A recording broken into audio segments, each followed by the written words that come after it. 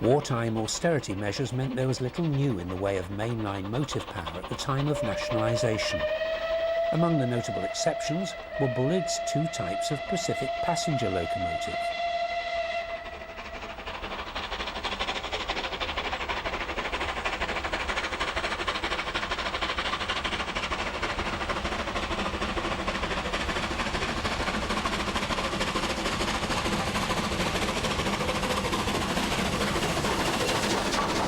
This is the rebuilt West Country version, minus its spam can casing and controversial chain-driven valve gear and enclosed oil bath. What it did have was a brilliant boiler and a firebox fabricated in steel.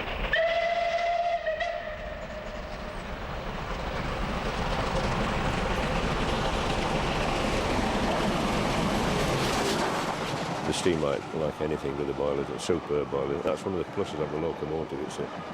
It's a modern design of boiler if you can have a modern steam engine.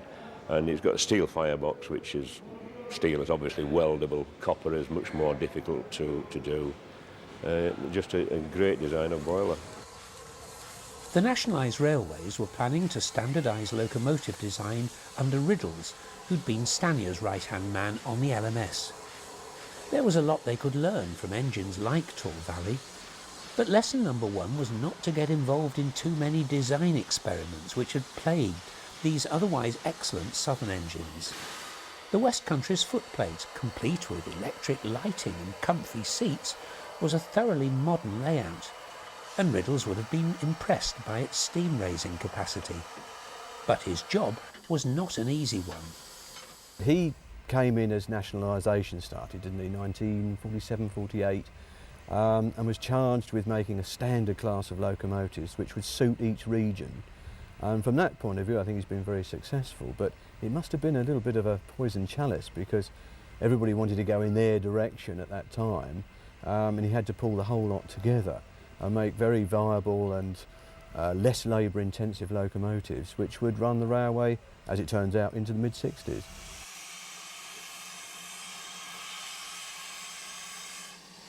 One way of making a locomotive less labour-intensive is to limit it to 2 outside cylinders so that the motion is accessible. And why not make sure someone else has already designed out the bugs? Riddles needed to look no further than the best of Midland locomotive design, like this tank engine. Ivert's Class 2 locomotive was to become one of the blueprints of standard design. The roomy cab was typical of a practical design which had already been tested on regions other than the Midland.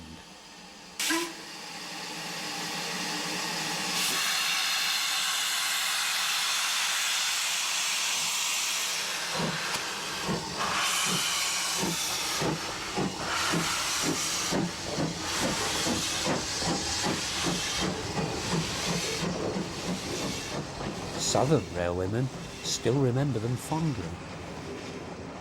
When they came out, they replaced, because at Bricklayers Arms used to have a lot of carriage sidings all over the place.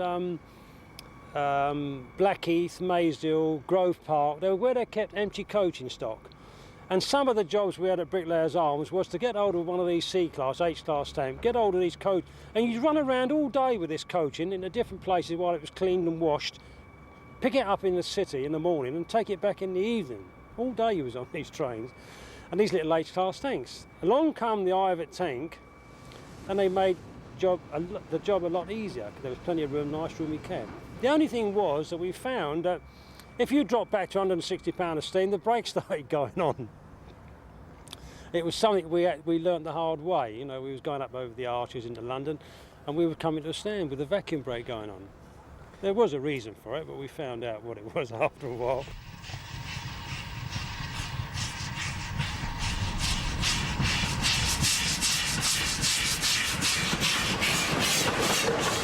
As well as the 262 layout, Riddles and his designers adopted the LMS 264 layout for the Class 4 tank that was to become one of the most successful of all the standard designs. And they hadn't forgotten the Black 5 either. A higher running plate, bigger driving wheels, and slightly more power were included in the standard Class 5 machine that was eventually to find its way onto some of the heaviest trains, rostered alongside much bigger engines. Some of these much admired middleweights were even given names. This one is Camelot.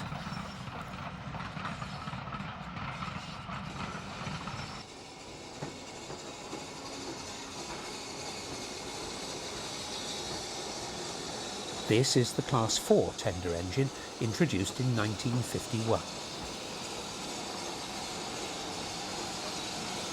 By now, the engineers had done really all they could. They played about with double chimneys, exotic valve gear and boilers, even mechanical stokers, and built a single 3-cylinder engine, the Duke of Gloucester. But what they couldn't do was attract young lads to a career on the railways in a world where labour was scarce and where there were easier ways to earn a living, especially in the depths of winter. The bottom line is that the steam engine will always need a 2-man crew. It has built-in labour costs that can't be reduced.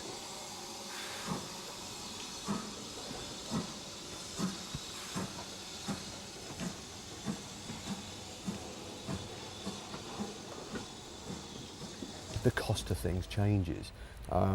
This Bluebell Railway couldn't survive without voluntary effort, because that degree of manpower it's not viable to purchase that. In engineering terms and railway terms, things changed. Things became easier to operate. Less manpower was needed to look after an engine.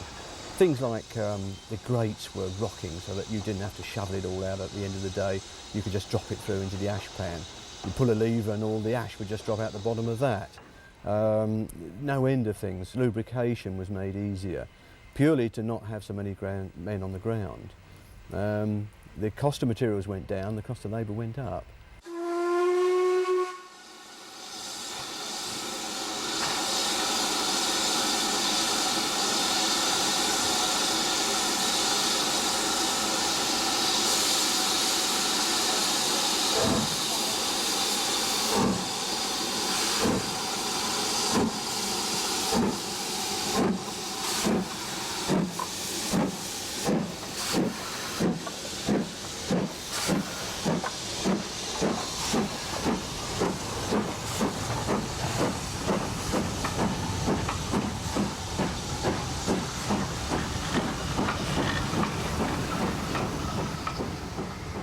The 50s were the most fascinating time, I think, in our railway heritage, because that's when the standard locos were designed and came in a last dying gasp, I suppose, to try and make steam engines viable commercially.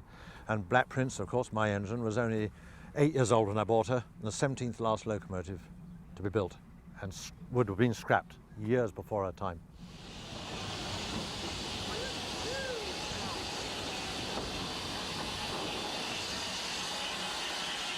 The job of fireman was one of the least understood and most responsible on the railways.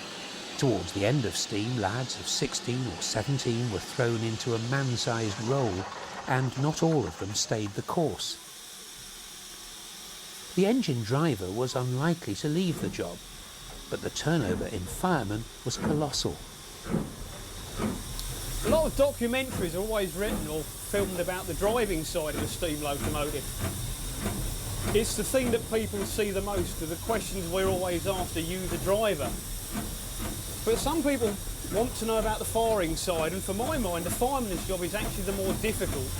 He's got a very difficult balancing act to perform. He needs to keep sufficient boiler pressure for the locomotive to work. He needs to keep sufficient water in the boiler to stop it from exploding. He needs to keep a good, decent, efficient fire that will keep the water temperature hot and therefore provide the steam. He's got to provide the steam to the driver's requirements. If the driver starts using a lot of steam, he'll use a lot more water. And the more water that's being used means more coal has to be put on. And on top of that, if that's not enough, he's got to sweep the floor and keep a good lookout and observe and obey and relay all instructions to the driver.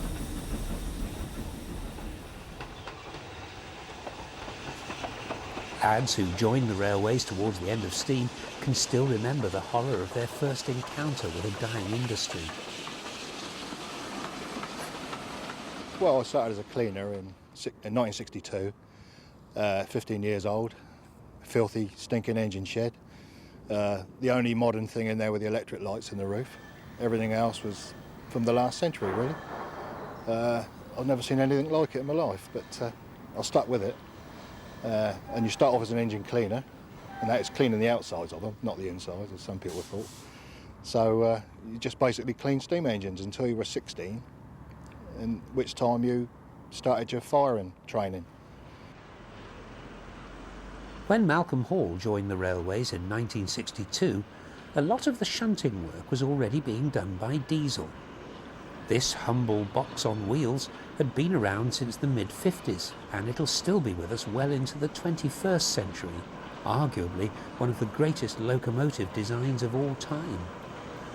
But it did steam no favours.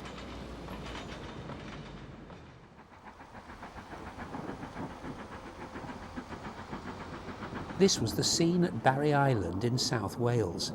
The date is 1967, and Dye Woodham's yard is overflowing. British Railways were rushing to get rid of steam, even though some of the engines were almost brand new. However, give them a few months in the sea air and they'd all look ready for the cutter's torch.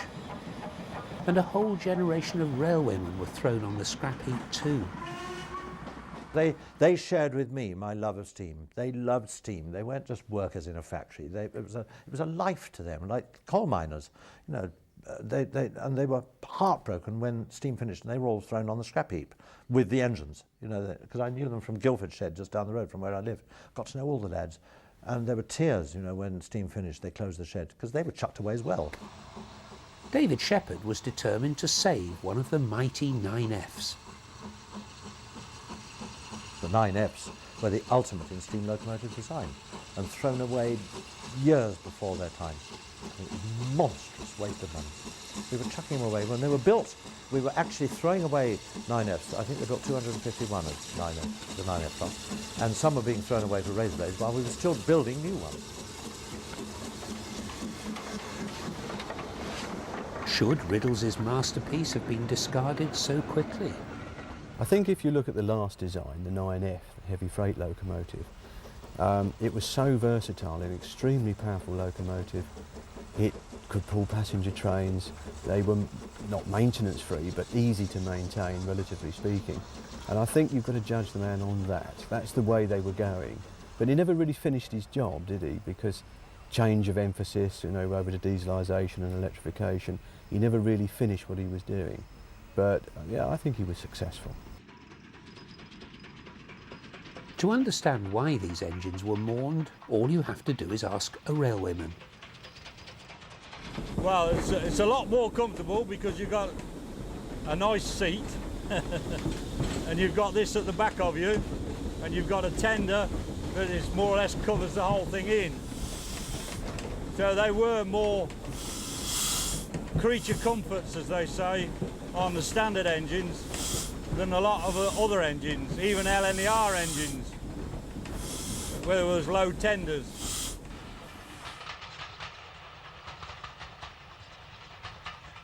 The opinion of the engine driver counted for very little in a world of change, and soon whole classes of engine were mirages in the memory. The Kings had gone as early as 1962. The Bullids would escape the executioner for up to 5 years longer.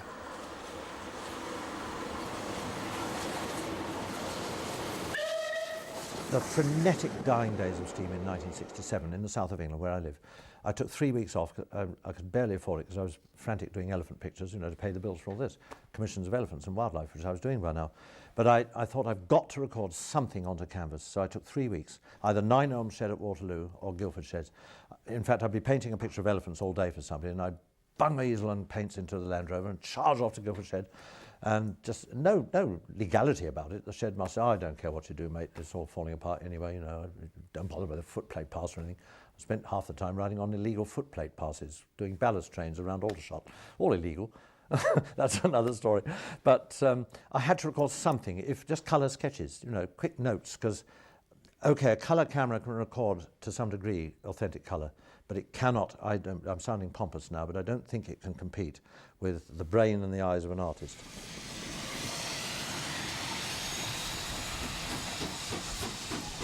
One by one, the rusty relics were recovered from Barry Island.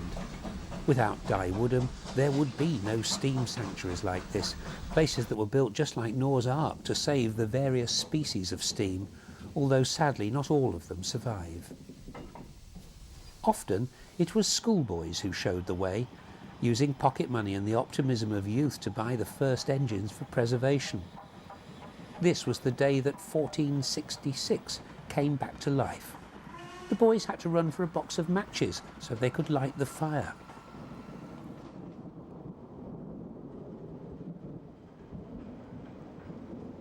Mr. Woodham agreed to delay cutting up the last of the engines so that enthusiasts had as much leeway as possible for fundraising. Youngsters would tour the scrapyard looking for bits and pieces which could be salvaged. The cost of remanufacturing lost components was to prove astronomical in later years. But a few engines never went to the scrapyard at all. The Merchant Navy locomotive Clan Line was earmarked for preservation years in advance. These engines ceased to run in 1967. For the last 3 or 4 years of their service life, a whole group of us used to go around on the southern region, recording them, photographing them, travelling behind them. And it was fortunate that it was announced about 2 years before they actually stopped running that they were going to come to the end of their lives. And we simply decided that we didn't want to do without them. So we clubbed together and put adverts in the enthusiast press asking for donations to see if we could get enough money actually to preserve one. It was all done with the giddy innocence of use. We had no idea what we were taking on. We had no idea what we were going to do with it if we did manage to buy it. But we persevered, and we've eventually managed to raise £2,200, which was the scrap value of the locomotive in those days, and bought it. So by Clan Line, I was involved with Clan Line, which is now on the main line, bless her. And we were selling biro pens and calendars for 2 shillings each in Old English money to raise the money. Clan Line cost, I think, 1,200 quid. That was the scrap value. And we bought her, and now she's running like Black Princess. So I think we did achieve a lot, we really did. Amazing.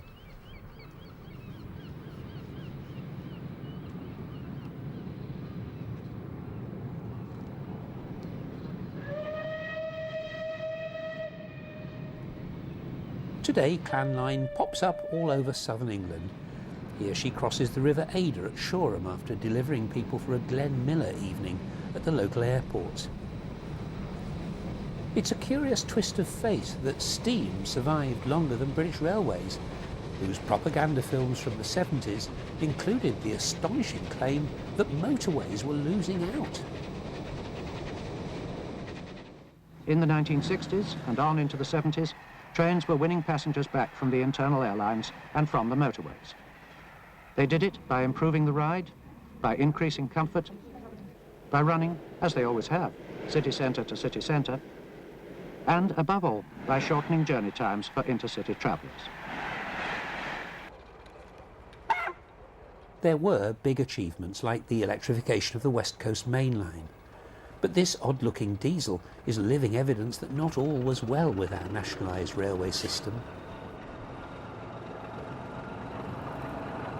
There's nothing wrong with a design philosophy that tries to give the driver a grandstand view of what's going on around him. The trouble was, BR was commissioning all sorts of non-standard designs and later throwing them away because they weren't standard. This class started appearing in 1964. Some of them lasted just 2 years.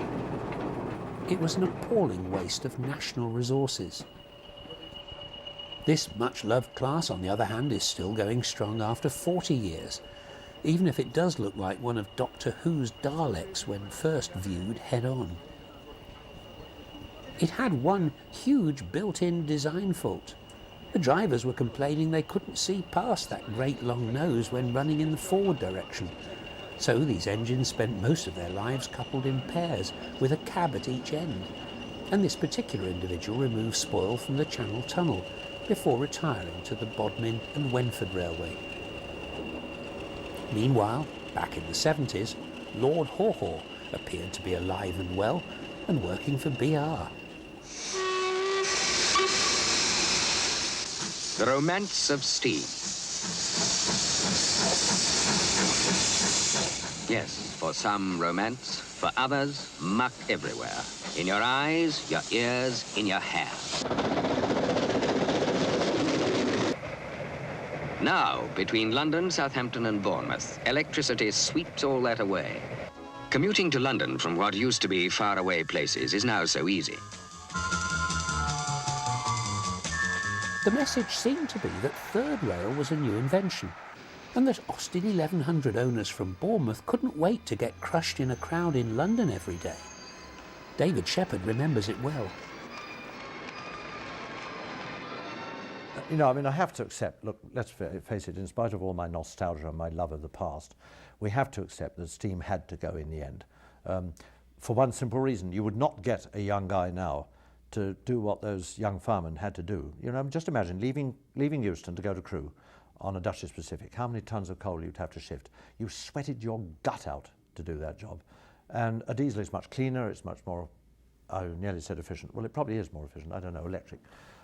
So that's one reason why steam died. It was dirty. I bemoan the passing because I'm in Liverpool Street. We used to live in Essex eventually, and we used to come into London, into Liverpool Street, to go to the theatre with Daddy and Mummy, and I'd have my suit on, and by the time I'd left Liverpool Street, I was like a fireman myself. I mean, everything in Liverpool Street was covered in 3 inches of soot and filth. Lovely, wonderful, but the modern age wouldn't accept that. It's all clean now, it's like a greenhouse. No, that's the modern age we live in, and it has to come. The clean and green modern age has not only come, for many diesel locomotives the modern age has come and gone. Nowadays the traction that displays steam is often a museum piece itself, like this Class 25 engine working an enthusiast special on the West Somerset Railway. Half the population of Britain can't even remember steam, and to them classic traction is a diesel engine.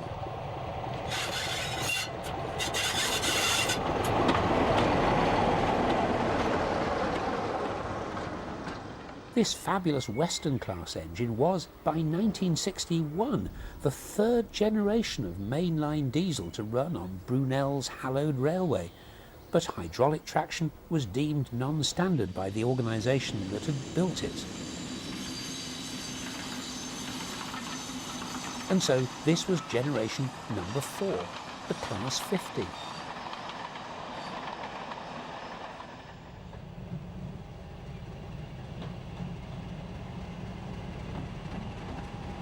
They weren't built for the southwest of England at all, but for the northwest.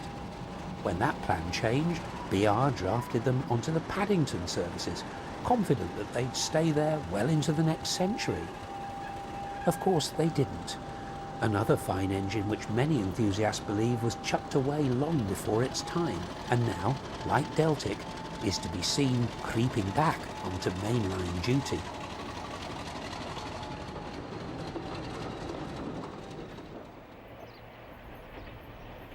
Since privatisation, these classic diesels have been recognised as still very usable for frontline service.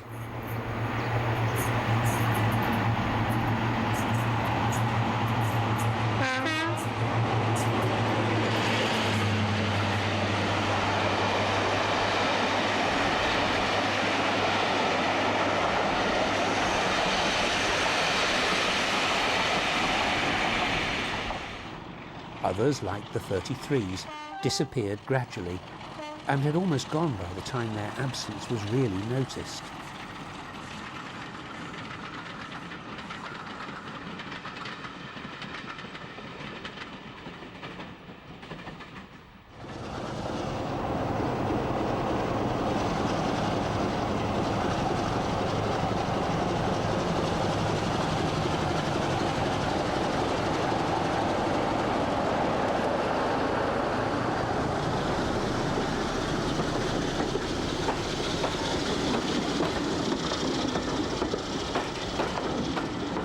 While the various classes of diesel came and went, One in particular appeared to be timeless. The 47, Diesel's equivalent of the Black 5, seen here scurrying away from Eastleigh like a bat out of hell as it goes in search of its train.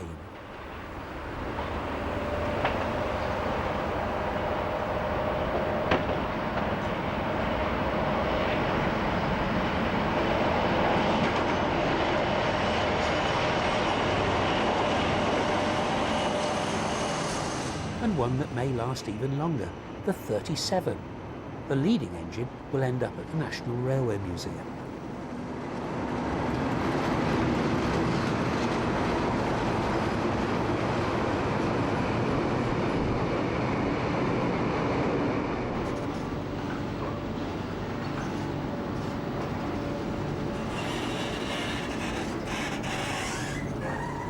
All of these engines are being chased away by the North American Brigade, whose invasion bridgehead was the mighty Class 59 that so revolutionised traction in this country when it started removing the mendips in rather large chunks.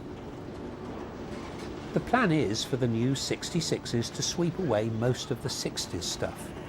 These are literally just off the boat at Newport.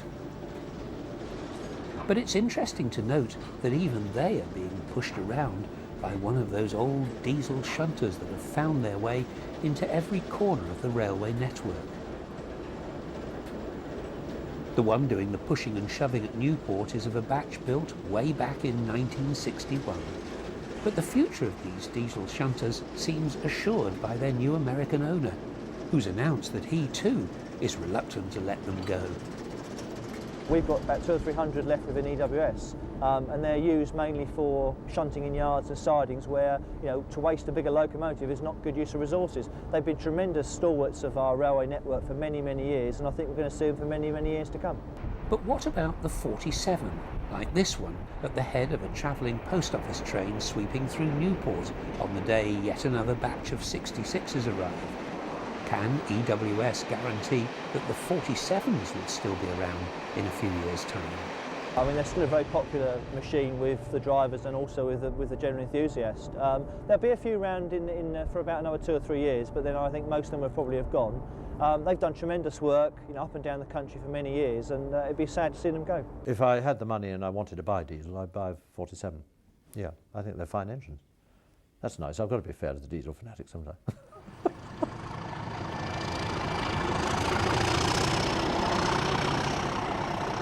The growl of the 37 will be with us for longer. At least the more heavyweight members of the class will, having proved their reliability over many years. Oh, fantastic. I mean, certainly there's going to be one or two. I think one at the National Railway Museum, which will be donated to them when it's finished its life within EWS. Clearly, they've still got a future with us, as some of the heavyweight ones, the 37.7s and 37.5s, will be used for many years to come. But the rest, I'm afraid, sadly, will be going. There's been another real winner among the diesels. By the early 1970s, a train that could reach 125 miles per hour on the straight was running experimentally. It was called HST, for high-speed train, and it was diesel-hauled. Where would we be without the HST? It's a rainy day in Devon, but the train makes light work of the dreaded Dainton Bank.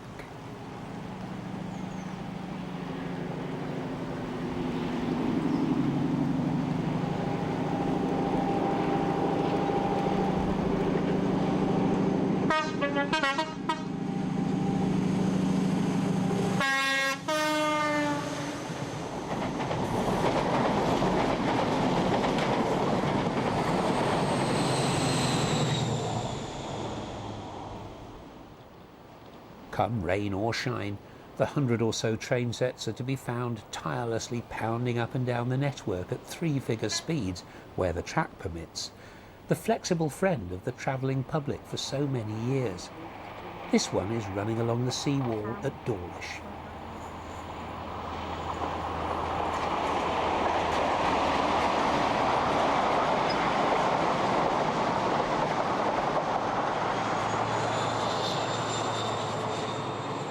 But was the diesel era one great big mistake?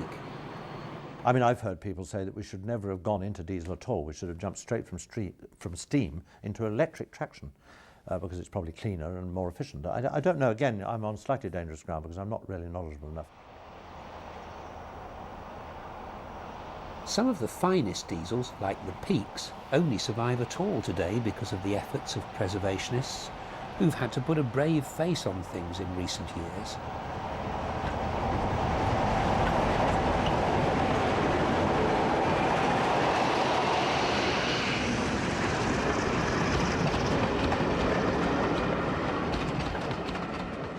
Nowadays, the customers are children, and the mighty warrior that once wandered the Midland, Western and Eastern main lines finds itself tootling up and down the Mid-Hants, doubling as devious diesel, the two-faced engine.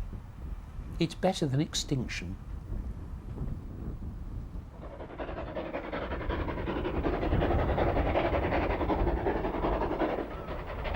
What really rescued the preservation movement, whether the purists like it or not, was Thomas the Tank Engine, the Reverend Audrey's famous character as resurrected by Britt Allcroft. Its phenomenal popularity with children who'd never seen a steam engine was the wonder of the 1980s.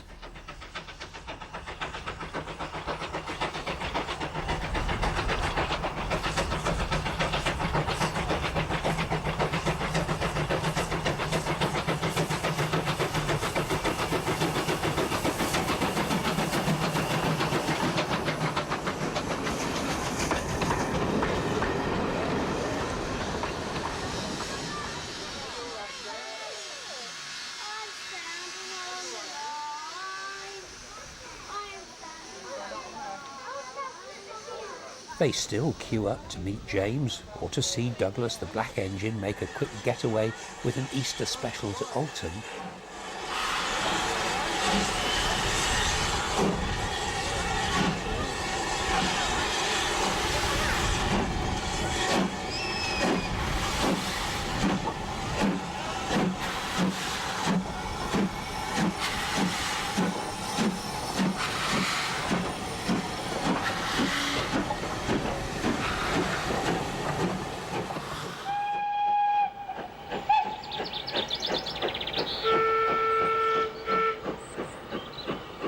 Now this may look like a U-class engine to you and me. In fact, it may look specifically like engine number 31625, late of Guildford Shed. But to the paying customers, this is Douglas, and the customer is always right.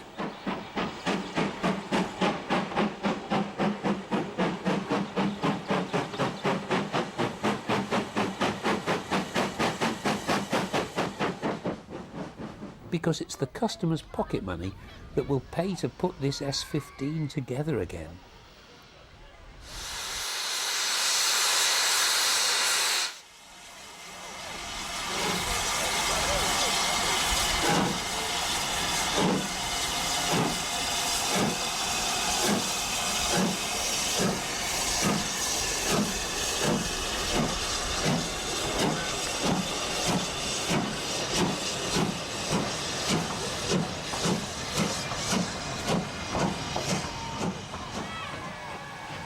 To 45% of the Mid-Hants' entire annual revenue comes from 2 Thomas events.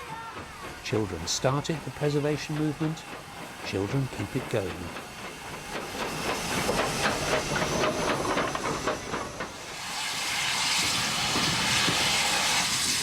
Among the more astonishing achievements in the Heritage era is the saving of a chunk of Great Central Railway in the East Midlands, a main line railway being returned to twin-track running.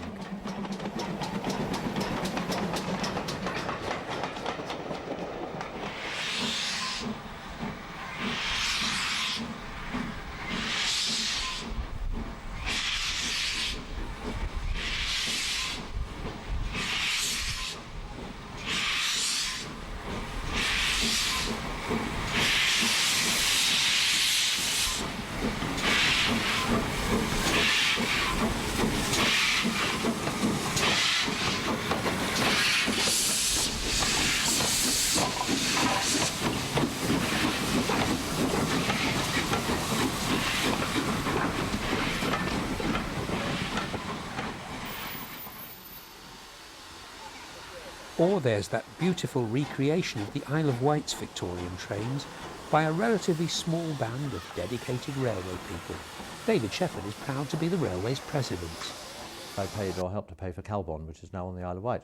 That lovely little Victorian steam railway. The whole thing is Victorian.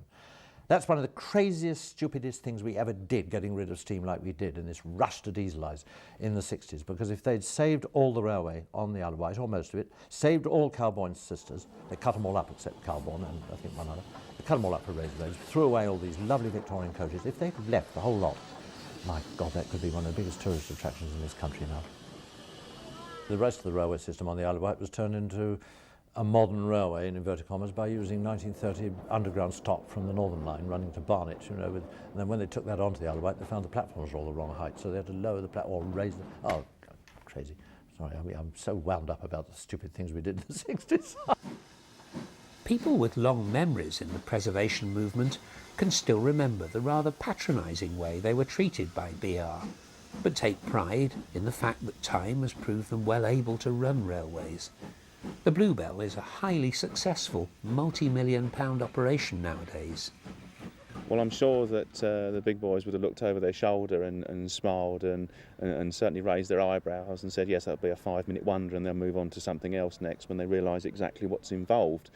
And I think that's where, certainly as far as Bluebell was concerned, it has always set itself out to prove its critics wrong, and that it wants to show what can be done. The aim now, and it's our main focus, is to reach East Grinstead, another further 2 miles up the line. Enthusiast specials from up north could come down to here, and we're already thinking that in fact Kingscote will be the place where we'll change locomotives and a steam locomotive will take the visiting train on. As the 1990s came to a close, steam was re-establishing a role for itself all over the country. On a cold winter's morning, another dedicated team prepares to make railway history. The recently rediscovered Rood Ashton Hall is about to leave Tyseley, turning the famous Birmingham engine shed, now a museum, back into an operational base.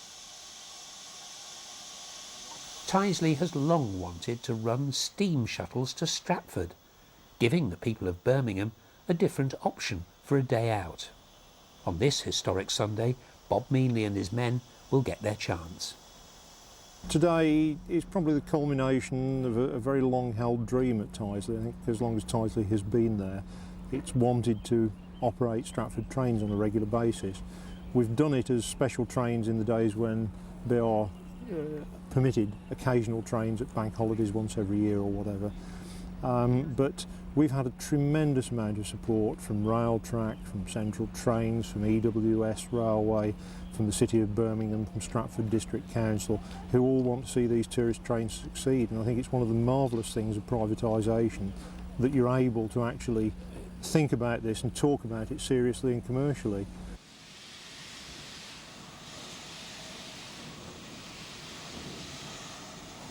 The engine is now in superb condition after more than 30 years sitting around the yard in pieces. It lay around at Tyseley for an awful long time. We've used it as a barometer really. When Tyseley's been doing well, we've sort of taken the hall out and dusted it off and probably taken a few more bits off it. And when times have got hard, it's gone back into the siding minus a few more bits. And we made a determined effort about 3 years ago to pick it up with this job in mind, because it's an ideal engine. Really, to use a Castle on a job like this is a bit of overkill with those 4 cylinders whizzing up and down inside the frames of the engine.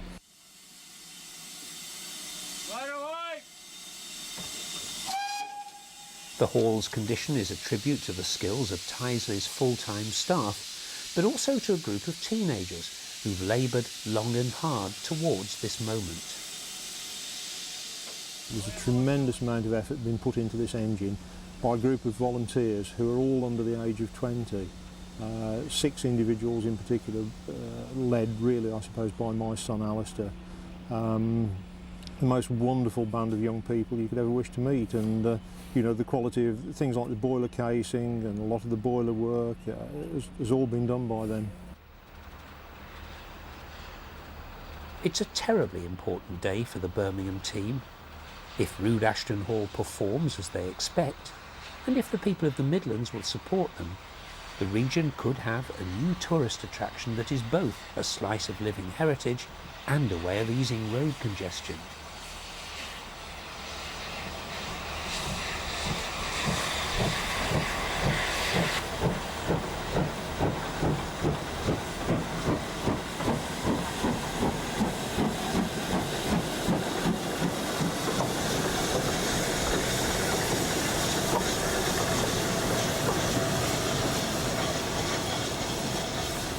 Birmingham has had to rebuild its rail links into Snow Hill Station, but this one link is special.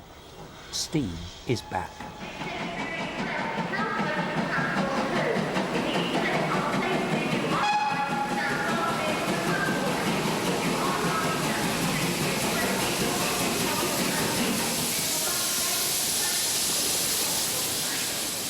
It's a spectacular achievement against the odds by people of courage. In talking about steam railways particularly, an enormous amount has been achieved by the steam railway fraternity. I mean, I'm told there are about 2 million railway enthusiasts in this country. Not all of them have done perhaps as much as they could, but we have achieved a colossal amount.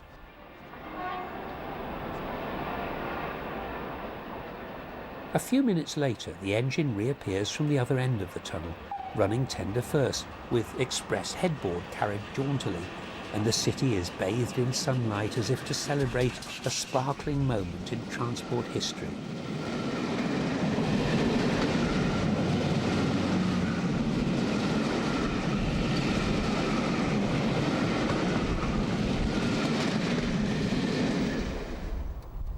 Rood Ashton Hall grumbled a bit during the climb back to Birmingham first time round, but it was only like watching someone waking up from a long sleep, and by the end of the day she'd be making light work of the trailing load of 9.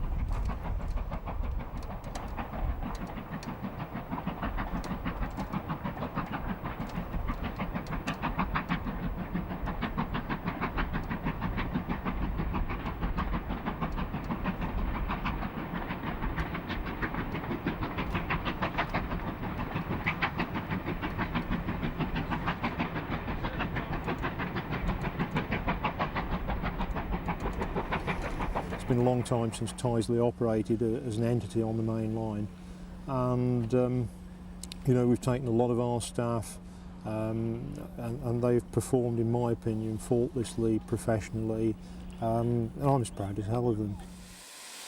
The exercise was a great success, but there was more to it than that. It was something about the sky.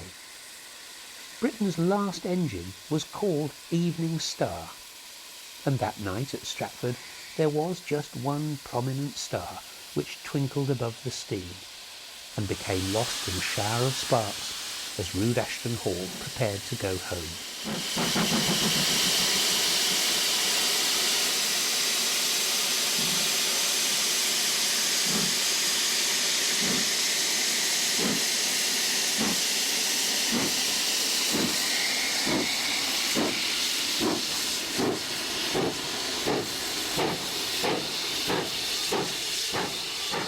David Shepherd believes you have to be mad to restore these steam engines, and says, thank God we are.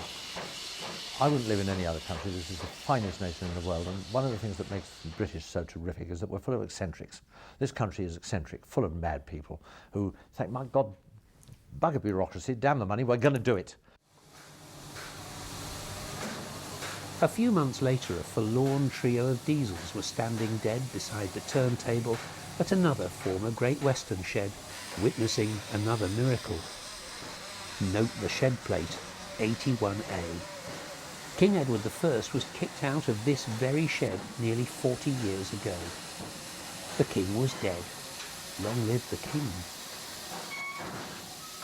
But what about tomorrow's engines? Old Oak Common is a shadow of its former self. Will the new generation of locomotives mean a change of fortune for our railways? Surprisingly, perhaps, the answer is almost certainly yes. Freight traffic on the railways is projected to triple in the next 10 years, and that's why new engines are arriving in Britain. Well, basically, we've got 250 new locomotives which are coming across from Canada, and what you see here are about another 10 of those which have come across the several thousand miles from the Canada and US side to be over here. It's a fantastic operation when you consider they're built, you know, several thousand miles away, brought over here, and within 36 hours of arriving in this country, they're straight to traffic working on trains. They're the state-of-the-art new technology that we've got here, and what they will do is they will enable us to provide more modern and environmentally friendly equipment, which will replace some of the outdated locomotives we've had for many years. So this is the shape of things to come. But it's a shape the steam enthusiasts are not particularly interested in. At least one steam loco was hauling 2,000 tons years ago, and that was Black Prince. First train she hauled, loose coupled, up the hill, slightly up the hill, from a dead stop, was 1,600 tons on her own. She did that as though she was not knowing she had anything behind her. Then they put it up to 2,000, and then the last run was 2,364 tons. She did it on her own, and that said something to the diesel fanatics. However, there is one thing the new engines can do which we should all be pleased about. They can take heavy traffic off the roads. And locomotive number 66064 is about to prove it in style. Her driver is the popular Eastleigh steam expert John Smith. Everything that I do on this locomotive today will be recorded in here. And we call it, its name is Qtron. It's an onboard computer, and it'll actually put a print out if my inspector wants to see how I've been behaving for the day. He can tell me what he's going to do, and he can come along and he can download that, and he can get the whole journey. So every action I take on this locomotive, putting the windscreen wipers on, operating the sands, sounding the horn, the brakes, what power levels, settings I've got is all on here. And this is your power handle, and it's got 8 settings on here, well 9 if you can include idle. So it goes from 9, we're not in forward gear, we've got the brakes on, so right, 1, 2, 3, 4, 5, 6, 7, 8. You can hear the engine revving up, it's actually putting power on, so it comes back and we'll let it die back down, and then we'll shut it off. The load this morning is empty fuel wagons for the refinery at Fawley, 1,600 tons of them. The Class 37 engine on the left will follow with a second train. One man, working on his own, is about to take 160 lorry loads through the centre of Southampton in the rush hour without inconveniencing anyone on their way to work.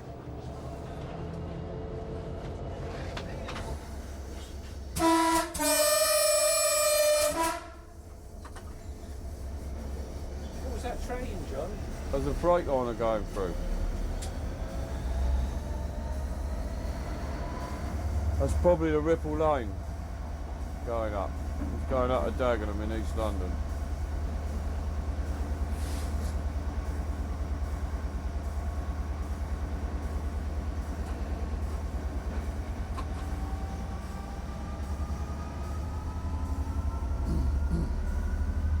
This is a view you get. We're through Southampton Tunnel now, going under the city. There's all them commuters happily going off to work, getting soaking wet, walking across the top. And this is Southampton Central Station as we're coming out through the throat of it.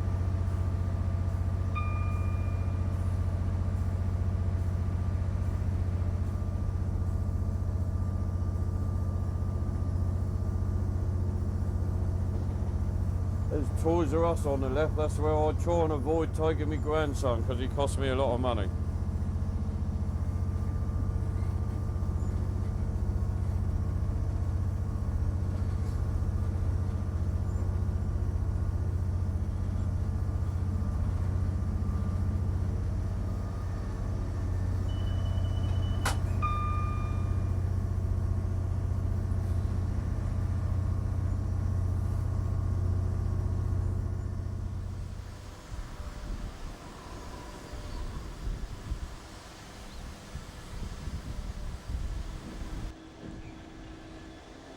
"66064 arrives with her immense train. The cabs are reckoned to be a bit noisy, but to the outside world these engines are incredibly quiet. The train seems to be about 1/4 of a mile long. The second train arrives, with the 37's characteristic growl.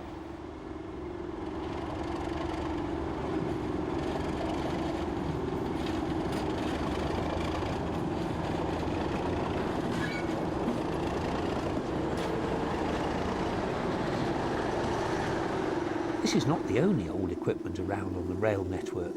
She's in good company. There's still plenty of the slam door stock, which commuters keep hoping is about to disappear. Another relic from the days when there was steam. Years of underinvestment and unfair play, including one government transport minister who'd been a partner in a road building firm, have left our railways in poor shape at the end of the 20th century. But David Shepherd believes we can't go on building roads. We've got to do something, because with what I'm told in 20 years' time there'll be 2 cars for every car there is now in this country. This country is already one massive great car parking lot, as the Americans would call it. And I fear, I've got grandchildren. My oldest grandchild in a few years' time will be driving, and she'll be sitting on that bloody M25, which was out of date before it was built. She'll be sitting in a gridlock for half her life, and it's crazy. This is why I say I'm glad I'm not being born now.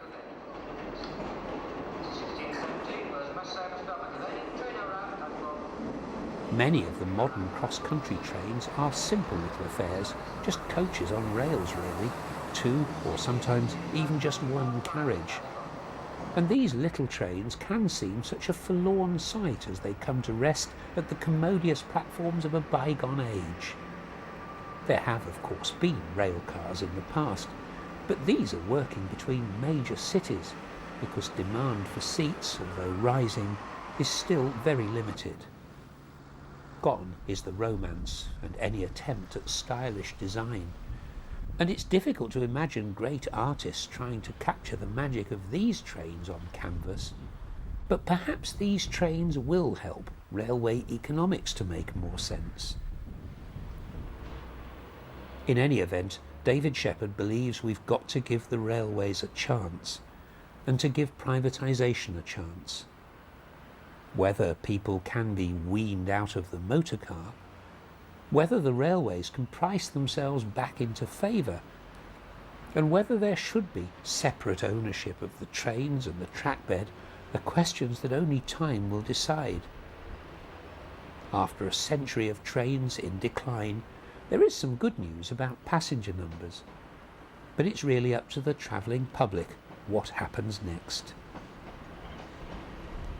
One really sad thing that can't be denied is that the nation that invented the train is now importing not only its frontline freight engines, but also its foremost passenger express, for Eurostar is a French design. And as if to make matters worse, its prestige terminal has been built at the wrong station, for Waterloo will not be its long-term home. And somehow, even this masterpiece of technology has failed to catch the artist's eye. It's not beautiful to me, no, because I'd like to see. It's too smooth. It has to be to go that speed. It's got rid of all the sort of kitchen sink bits and pieces all over it, like a steam engine had. I mean, this is purely the artist in me saying this. I had no desire whatever to paint a Eurostar train because I can't get enthusiastic about it. No, I can't. I get excited about modern aeroplanes up to a point, but Concorde, I suppose if I was asked to paint Concorde, I would do it, but I wouldn't have the same enthusiasm that I would if I was asked to paint a Lancaster or a Hurricane or a Spitfire, because that was my generation, and character. I'm very condemning of the modern age, but I'm afraid I belong to an age long since past, and I'm very glad I was born when I was, because I think this age is getting more and more functional, where the only thing matters is the thing works and you throw it away and build another one.